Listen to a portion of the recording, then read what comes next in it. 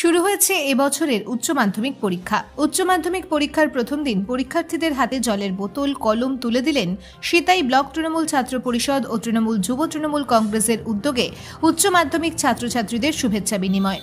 আদাবাড়ি মনসুর আলী উচ্চ বিদ্যালয়ের সামনে 200 ছাত্রছাত্রীর হাতে জলের বোতল, চকলেট ও কলম তুলে দেন তারা। এদিন রাহুল ও সামিউল বলেন, উচ্চ মাধ্যমিক সমস্ত ছাত্রছাত্রীদের জীবনে সাফল্য আসুক, তাই তাদের পাশে দাঁড়ানো একান্ত কর্তব্য ছাত্র সংগঠনের। পরীক্ষার হলে জলের বোতল এবং কলম এই দুটি অত্যন্ত গুরুত্বপূর্ণ উপকরণ, সেই কারণেই আমরা সহযোগিতার হাত বাড়িয়ে দিয়েছি। Bureau report, SLK news. আজকে উচ্চ মাধ্যমিক পরীক্ষার প্রথম দিনে আদাবাড়ি মনসুর আলী উচ্চ বিদ্যালয়ের সামনে আপনাদের কি কর্মসূচি ছিল?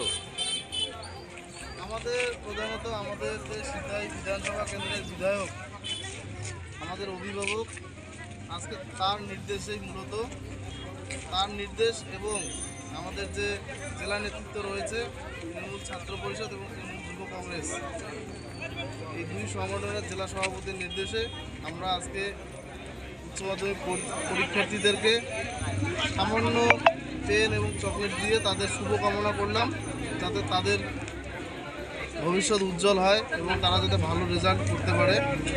এতটুকু। কি নাম আপনার? আমার নাম সামিউল ভিয়া। আপনি কোন দায়িত্বে আছেন? আমি আদাবাড়ি অঞ্চলের যুব সভাপতি। এখানে আমাদের সাথে রাহুল দা আছে।